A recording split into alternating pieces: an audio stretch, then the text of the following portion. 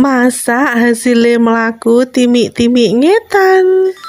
Aku ki mau bingung arep masak opo, terus teko warung eneke sop-sopan, ya wis langsung ae tuku sop-sopan. Iki ora tak masak sop tapi tak oseng ae. Iki brambang karo bawang wis tak irisi, terus tak oseng, baru tak jegone tomat karo wortele. Dioseng terus sampai wortele empuk yo, guys. Terus lanjut dijegurne gubis karo ijon-ijone iki wis diresiki, wis tak umbah yo, guys. Terus lanjut tak tambahi uyah karo gula.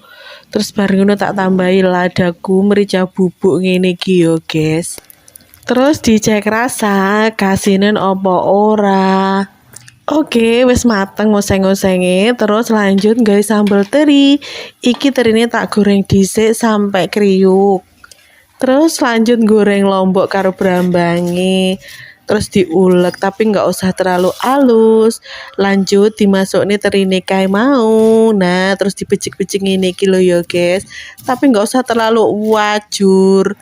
Nah, sambal terine wis dadi, lanjut goreng lawe. Iki mau nek tahu karo bakso. Tarang wis dadi, guys. Iki mau oseng gubis karo wortel, terus baru nenek sambal teri, lawe tahu karo bakso.